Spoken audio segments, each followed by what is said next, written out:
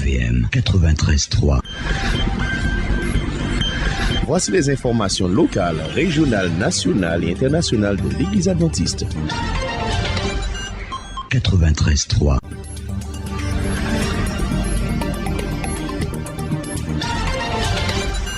Les chefs guides du club Héritage de la région bastérienne participent en ce moment même à un camp spirituel autour du thème Tabitha sur les pas de conquérants. Ne manquez pas les précisions du pasteur Freddy Boutin en cours d'édition. La grande fête des lauréats de l'éducation adventiste en Guadeloupe aura lieu demain dimanche à partir de 9h, nous dira Corinne Blocaille, responsable de l'éducation adventiste en Guadeloupe. L'invité de cette édition, Patricia Sablier, responsable de l'OGESA, qui nous parlera de la filière sport-études et des grandes nouveautés qui aura lieu à la rentrée prochaine à l'école La Persévérance de Boissard à Les Abîmes.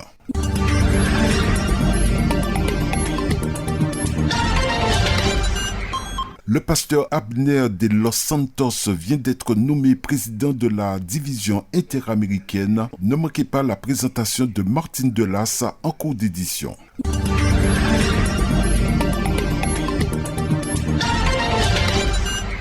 Il serait également question de quelques temps forts au niveau de cette 62e conférence générale. Madame la mairesse de Saint-Louis a reçu un chèque de 100 000 € de la part de l'Église adventiste mondiale.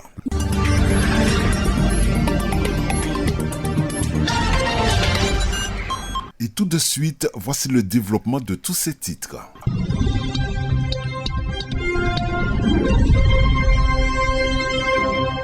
C'est hier soir qu'a commencé le camp spirituel des chefs guides du club Héritage de la région bastérienne autour du thème Tabitha sur les pas des conquérants. Ce camp se déroule en ce moment même et ce jusqu'au 14 juillet. Voici les précisions de Freddy Boutin, leader de la jeunesse adventiste dans notre département. Chef guide toujours prêt, j'espère. Le club des chefs guides Héritage du Sud-Ouest Bastère organise un camp spirituel du 11 au 14 juillet 2025 dans le sud de la Bastère. Ce camp rassemblera les chefs guides du secteur qui seront associés à quelques autres chefs guides de la Guadeloupe dans un esprit de foi, de service et de formation. Sous le thème Tabitha sur les pas des conquérants, ce camp vise à fortifier la mission des chefs guides, accompagner, former et inspirer les jeunes au travers d'un engagement chrétien ancré dans les valeurs de l'Évangile. Ce temps de ressourcement spirituel, de communion fraternelle et de partage est une étape essentielle dans la préparation de celles et ceux qui sont appelés à guider les plus jeunes sur le chemin de la foi et du service. Au programme de ces 3 jours, les participants vivront des temps forts de prière, de méditation biblique et de louange, des formations dynamiques pour renforcer le leadership chrétien, des activités en pleine nature, favorisant la cohésion, l'écoute et la simplicité. Des échanges inspirants autour de la mission et du rôle du chef guide auprès de la jeunesse. Ce camp est une étape clé dans le cheminement spirituel et personnel de celles et ceux qui ont répondu à l'appel de guider avec amour la jeunesse adventiste. Il représente aussi un moment de ressourcement et de fraternité pour les chefs guides, pour renouveler leur engagement et se rendre disponibles à l'action de Dieu dans leur mission. Je me permets de vous rappeler un texte clé. 1 Pierre chapitre 5, les versets 2 et 3 disent « Paissez le troupeau de Dieu qui est sous votre garde, non pas en contrainte, mais volontairement selon Dieu, non pour un gain sordide, mais avec dévouement, non comme dominant sur ceux qui vous sont échus en partage, mais en étant les modèles du troupeau. » À très bientôt. Et que le Seigneur vous bénisse abondamment. C'était le pasteur Freddy Boutin, directeur de la jeunesse adventiste en Guadeloupe. RVM 93.3. Les lauréats adventistes de notre département, depuis le primaire jusqu'au baccalauréat, se préparent à célébrer leur réussite. Ce sera demain dimanche 13 juillet. Corinne Blocaille, responsable de l'éducation adventiste dans notre département, nous en dit plus. Chers frères et sœurs, chers collaborateurs, j'ai l'honneur de vous annoncer que la fête des lauréats 2025 se déroulera demain dimanche 13 juillet au gymnase de la cité scolaire de Boissard. Donc la fête se déroulera cette année en matinée, donc de 9h à 11h30. Sont attendus évidemment les lauréats qui se sont inscrits auprès de la fédération ou qui ont été inscrits par les chefs d'établissement. Mais nous invitons également les membres d'église à venir soutenir nos jeunes, à venir soutenir les équipes éducatives. Nous vous attendons nombreux demain. Les lauréats sont attendus à partir de 8h de façon à bien s'organiser. Et nous espérons que cette fête sera belle, sera belle, oui, et elle sera encore plus belle si vous êtes présents, chers frères et sœurs. Donc, nous vous invitons à venir soutenir ces jeunes. Et cette année, nous avons voulu aussi honorer les élèves de CM2 de nos écoles hors contrat qui ont passé l'examen d'entrée en 6e. Donc, c'est le premier examen de leur vie, vous comprenez. Nous nous sommes dit, il faut dorénavant que nous honorions ces élèves qui ont bien travaillé et qui ont réussi cet examen d'entrée en 6e. Donc, les CM2 également seront honorés.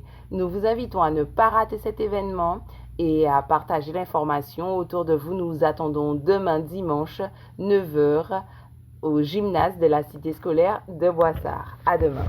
Place maintenant à Patricia Sablier, responsable de l'OJESA dans notre département, qui nous parle également de cette grande fête prévue pour les lauréats adventistes de notre département. Chers auditeurs de Radio Vie Meilleure, je reviens vers vous parce que vous savez que le mois de juillet, c'est sur le début du mois de juillet, c'est la réussite, c'est les vacances. Donc justement, je voulais donner à tous nos auditeurs les résultats des examens de nos 4 écoles. Je vous rappelle nos 4 écoles.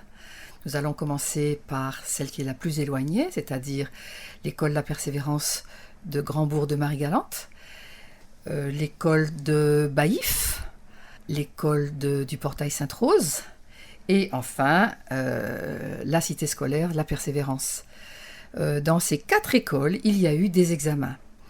En particulier, dans nos 3 écoles hors contrat, si vous ne le savez pas, chers auditeurs, il y a un examen pour rentrer en 6e. Et ça, c'est très important pour les enfants. C'est le premier examen de leur vie qu'ils passent.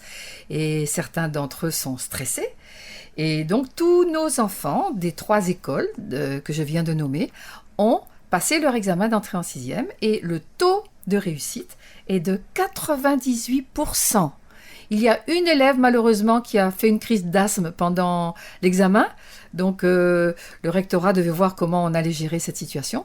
Mais dans l'ensemble, nous avons d'excellents résultats pour nos CM2. Donc, bravo aux élèves de CM2, bravo aux parents, bravo aux enseignants et à toutes les personnes de la communauté éducative qui accompagnent nos enfants. Après l'entrée en 6e, c'est le diplôme national du brevet. Alors, nous avons un seul établissement qui prépare au brevet, c'est la cité scolaire La Persévérance. Et il y a un taux de réussite de 95%. Alors, pour que vous puissiez comprendre et placer, faire des comparaisons, la moyenne de l'académie pour le diplôme national du brevet, au niveau des réussites, c'est 87%.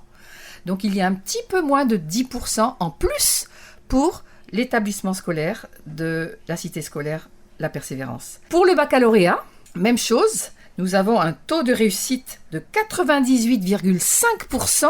Donc vous voyez qu'on est très très près du 100%. Et quand nous comparons avec les résultats en Guadeloupe, c'est 90,4%. Et quand on compare à l'échelon national, c'est 91,9%. Donc la cité scolaire, le lycée de La Persévérance de Boissard est largement, très largement, au-dessus des moyennes académiques et des moyennes nationales.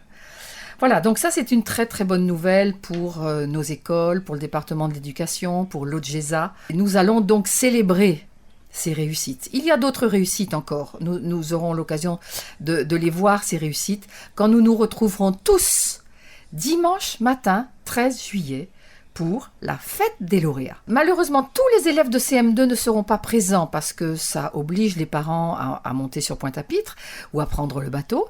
Mais il y a plusieurs enfants, je crois qu'ils seront 23, qui viendront des écoles primaires du Portail, de Baïf et de Marie-Galante et qui vont se joindre aux autres lauréats avec les réussites au DNB et au baccalauréat. Donc nous allons tous faire une fête ensemble, nous réjouir ensemble, les parents, les enfants, les enseignants, toutes les équipes éducatives et surtout rendre hommage à notre Dieu qui nous permet d'arriver à ces résultats.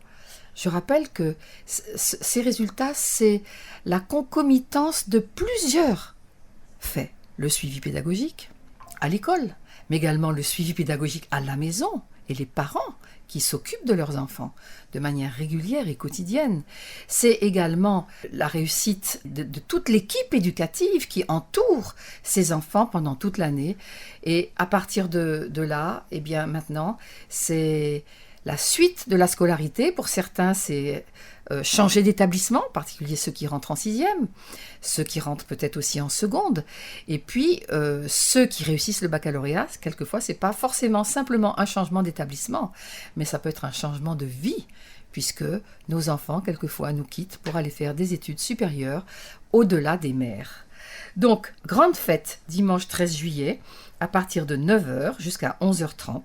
Toutes les écoles vont célébrer la réussite de nos enfants et de nos élèves. Patricia Sablier, pendant que vous y êtes, parlez-nous de nos établissements scolaires adventistes dans notre département. On va commencer par Baïf. Baïf, eh bien, cette année a mis en place et va continuer pour l'année prochaine non seulement l'enseignement de l'anglais, mais aussi l'enseignement de l'espagnol en CM1 et CM2. Et nous avons une collègue qui consacre un peu de son temps pour former nos élèves, nos jeunes élèves, à se préparer aux langues étrangères qu'ils vont aborder quand ils vont rentrer en 6e. Qu'en est-il de l'école La Persévérance à Duportail-Sainte-Rose ? À Duportail, il y a également une nouvelle dynamique au niveau de l'école et de son personnel. Il y a une nouvelle direction.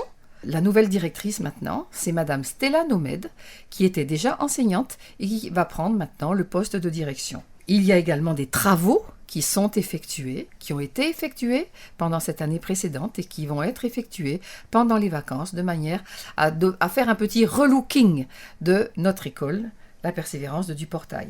Il y a également un nouveau projet d'école qui va voir le jour pour la rentrée 2025-2026. Poursuivons ce tour d'horizon, si vous le voulez bien. Parlons de Marie-Galante maintenant. Concernant Marie-Galante, un travail énorme a été fait au niveau de l'apprentissage de l'anglais. Et si vous étiez là au mois de mai au spectacle de la comédie musicale de l'école de Grand-Bourg de Marie-Galante, vous auriez été sous le charme. Nos enfants, des plus petits jusqu'aux plus grands, ont fait un spectacle uniquement en anglais. Et il y avait une traduction, mais vous savez la traduction pour qui c'était ? C'était pour nous, les spectateurs. Donc, nos enfants progressent en anglais à Marie-Galante. Et il va y avoir également un nouveau projet d'établissement qui va voir le jour à partir de la rentrée prochaine. Et je profite pour dire que nous cherchons toujours un enseignant ou une enseignante pour la petite section, moyenne section et grande section de maternelle de l'école de Grand-Bourg de Marie-Galante. Vous avez parlé de l'école La Persévérance de Baïf, vous avez parlé également de Duportail-Sainte-Rose, vous avez parlé de Grand-Bourg à Marie-Galante. Maintenant, qu'en est-il du lycée Collège La Persévérance à Brassard ? Très bonne nouvelle, première nouvelle et très bonne nouvelle, c'est que toutes les classes, les salles de classe sont climatisées à partir de la rentrée prochaine. Ça veut dire, chers parents, que vos enfants seront dans une ambiance idéale pour vous apporter les meilleurs résultats. Maintenant, sur le plan pédagogique, alors il y a d'autres nouveautés. Et la première nouveauté, que je trouve vraiment excellente, c'est que pour les élèves qui vont rentrer en 3e, il y aura possibilité d'inscription à une formation spécifique qui va préparer les lycéens inscrits dans cette filière d'avoir un double diplôme à la fin de leurs études au lycée, c'est-à-dire un bac, le baccalauréat, délivré par l'Éducation nationale, mais également le bac américain. Alors vous allez vous dire, mais à quoi ça sert ? Eh bien, c'est un grand avantage parce que ceux qui veulent rentrer à l'université aux États-Unis, eh bien, pourront rentrer directement avec leur bac américain sans nécessité de passer un autre examen supplémentaire. Donc, c'est un accès direct aux écoles américaines et vos enfants n'auront même pas besoin de passer un examen de langue comme le TOEFL, par exemple, qui est obligatoire pour entrer dans n'importe quelle université américaine. La deuxième nouveauté, c'est que la Cité scolaire La Persévérance a ouvert une filière sport-études. Sport-études avec au niveau du sport, le basket. Donc à partir de la classe de 6e et de 5e, pour un public qui sera ciblé, ce n'est pas vous parents qui décidez, mais c'est l'équipe éducative, pour un public ciblé, eh bien il y aura possibilité de faire à la fois du basket et de suivre le programme académique de 6e et de 5e. Donc c'est une formation spécifique avec des coachs et des entraîneurs de basket qui sont spécialistes au plan régional et au plan national. Donc nous aurons de très bons formateurs en matière de basket. Alors dites-nous comment vous allez faire pour jumeler le programme académique et le basket. Eh bien, il y aura un programme spécial. Il y aura ce programme académique le lundi, le mardi, le jeudi et le vendredi matin, comme d'habitude, quelquefois aussi le mercredi. Mais pour le basket, le lundi, le mardi et le jeudi, alors que l'école termine à 15h45, eh bien, les élèves qui seront dans cette filière sport-études auront 2 heures, 1h30 à 2 heures de basket. Ils partiront en bus sur le terrain d'entraînement avec leurs coachs et leurs entraîneurs les 3 jours de la semaine, lundi, mardi, jeudi. Dernier projet intéressant, c'est une nouveauté, c'est ce qui est appelé les classes à projet. Qu'est-ce que vous appelez classe à projet, Patricia Sablier? Eh bien, à la cité scolaire, on a mis en place au niveau du collège un programme d'études pour des élèves qui ont besoin d'être consolidés, qui ne sont pas très sûrs d'eux, qui sont un peu fragiles. Et on va leur donner un accompagnement personnalisé qui sera fait par une équipe pédagogique aguerrie, expérimentée. Il y aura des équipements numériques, des tablettes, des portables, mais attention, à visée éducative, il ne s'agira pas de jouer, et surtout avec une approche différente, non traditionnelle, pour que ces élèves-là puissent retrouver motivation et désir de réussir. Voilà, donc je vous ai brossé un tableau rapide des nouveautés pour toutes les écoles qui sont gérées par l'organisme départemental de gestion des établissements scolaires adventistes en Guadeloupe. Maintenant, si vous êtes intéressé par telle ou telle formation, eh bien, vous pourrez contacter vraisemblablement au mois d'août, parce que là maintenant les vacances arrivent aussi pour les enseignants et pour le personnel administratif. À partir du mois d'août, rapprochez-vous des écoles en question. Alors je souhaite à tous et à toutes bonnes vacances et au plaisir de se revoir pour le début de l'année scolaire 2025-2026. C'était Patricia Sablier, responsable de l'ODGESA dans notre département. RVM 93.3. L'Adventisme mondial, c'est la 62e session de la conférence générale qui se poursuit en ce moment même et qui devrait prendre fin ce soir avec un magnifique concert. Durant cette semaine, de nominations ont été faites au niveau des 10 divisions mondiales. Au niveau de notre division, c'est le pasteur Abner de Los Santos qui vient d'être élu président de la division interaméricaine. Tout de suite, nous faisons sa connaissance avec Martine Delas. Le pasteur Abner de Los Santos a été choisi comme président de la division interaméricaine pour le mandat 2025-2030 lors de la 62e session de la conférence générale qui s'est tenue à Saint-Louis, Missouri, le 7 juillet 2025. Voici donc une biographie enrichie d'Abner de Los Santos, nouvellement élu président de la division interaméricaine 2025-2030. Originaire de Tabasco au Mexique, Abner de Los Santos est le fils d'un pasteur engagé, un rôle qu'il a endossé lui-même à partir de 1986 dans le sud-est du pays. Il obtient d'abord une licence à l'université de Montemorelos, puis le master en ministère pastoral à l'université d'Andrews, avant de compléter un doctorat en ministère au séminaire théologique interaméricain en 2012. De 1986 à 1991, le pasteur Abner de Los Santos exerce comme pasteur de district avant d'être ordonné en 1991. Il est secrétaire puis président de la conférence régionale pendant 10 ans, de 1994 à 2004. De 2001 à 2010, il assume aussi les responsabilités de secrétaire et président de l'Union nord-mexicaine. En 2010, il est nommé vice-président de la division interaméricaine chargée de la rétention des membres. Sous sa direction, le taux de fidélisation a notablement augmenté grâce à une meilleure synergie entre départements. En 2015, au cours de la 60e session de la conférence générale à San Antonio, il est élu vice-président général en charge des ministères de l'enfance, de la jeunesse et de la santé. Il a ensuite été reconduit dans ce rôle en 2022, participant activement à l'expansion de l'évangélisation numérique, en particulier à Chiapas. En tant que leader passionné, il insiste sur une intégration concrète entre doctrine et pratique, fermer l'écart entre ce que l'on dit et ce que l'on fait dans l'Église. Toujours attentif à la jeunesse, il encourage leur implication active, tant dans les ministères traditionnels que numériques. Il prône également l'usage des outils numériques pour l'évangélisation, en veillant à préserver la cohérence biblique. Sa ferveur s'exprime lors de cérémonies importantes. Par exemple, en 2024, il a prié pour la consécration de centaines de jeunes leaders, les encourageant à utiliser leurs talents avec l'aide du Saint-Esprit. Marié à Laetitia, le couple a 2 enfants adultes, Abner Obed, 33 ans, dentiste, et Itzel, 30 ans, infirmière. La trajectoire du pasteur Abner de los Santos reflète un profond engagement familial et un attachement durable au ministère pastoral.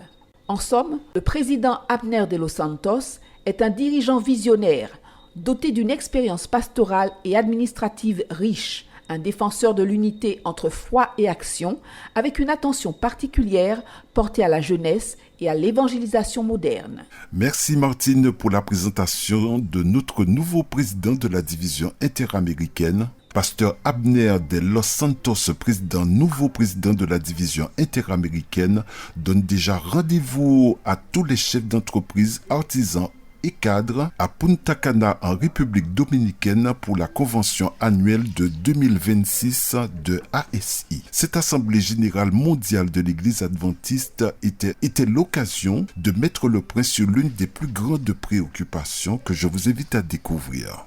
On a du succès à toucher des personnes, à les baptiser, mais environ la moitié de ceux-là, de ceux qui entrent dans l'Église, en sortent. Donc c'est une grande préoccupation parce que nous croyons que comme nous l'a dit l'esprit de prophétie, que Jésus va revenir pour sauver une âme si c'était nécessaire. Donc nous sommes très préoccupés par cela. Les administrateurs de la conférence générale durant cette 62e session ont eu l'honneur, le privilège de recevoir Madame la mairesse de la ville de Saint-Louis, et c'était pour eux l'occasion de reconnaître tout le travail réalisé par cette femme au sein de sa communauté, et elle de recevoir un chèque de $100,000 de la part de l'Église adventiste mondiale. Mesdames et messieurs, c'est le plaisir de pouvoir présenter Honorable Carla Spencer, maire de la ville de Saint-Louis, dans le Missouri.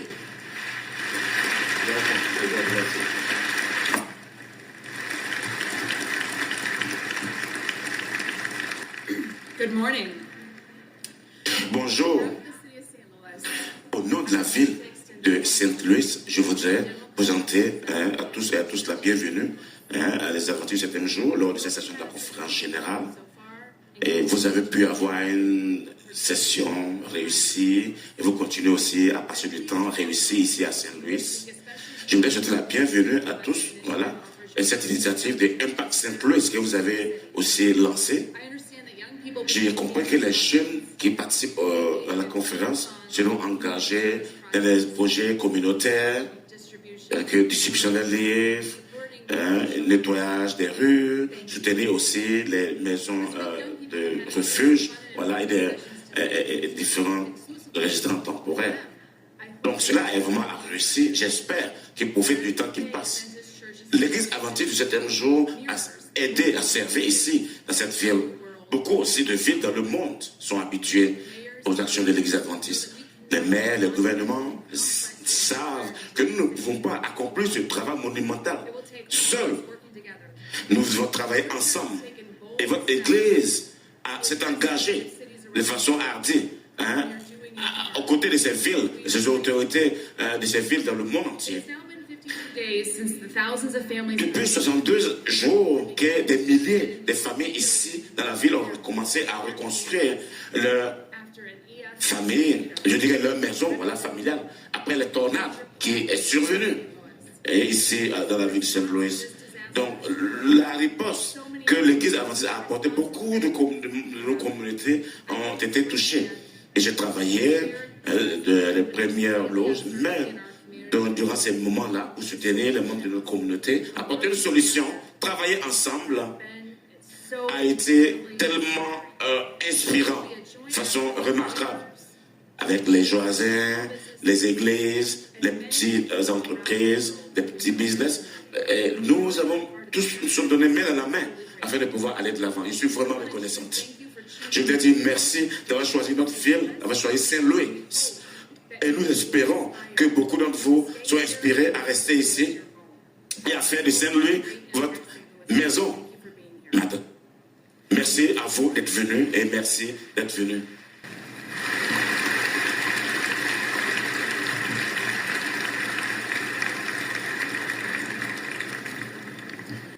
Your Honor, Mayor Cara Spencer. Honorable Madame Mayor Cara Spencer, quand nous avons entendu la nouvelle terrible de 16 mai 2025, la tornade qui a dévasté la ville de Saint-Louis, nos cœurs étaient vraiment troublés, étaient brisés.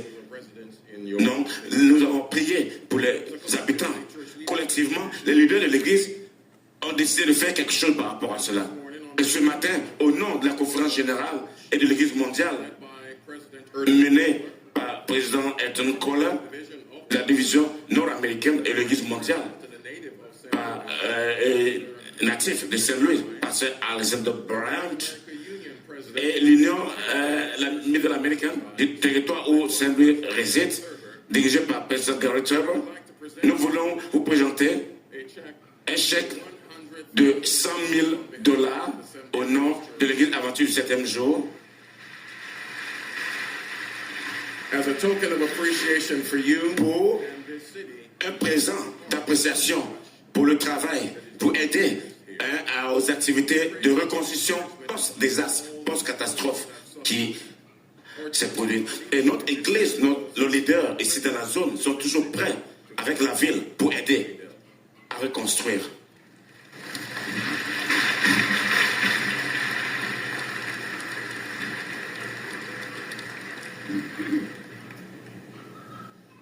On behalf of the city of St. Au nom de la ville de Saint-Louis, je voudrais dire merci.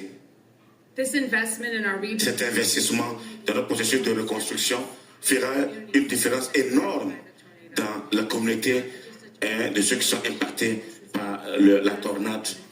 Je vous remercie. Cela va aider dans l'avenir de notre communauté. Et nous espérons que vous allez revenir à Saint-Louis et à faire investir personnellement. Cela compte beaucoup, représente beaucoup pour notre ville. Nous sommes vraiment reconnaissants pour ce que vous avez fait pour la ville. Je vous remercie.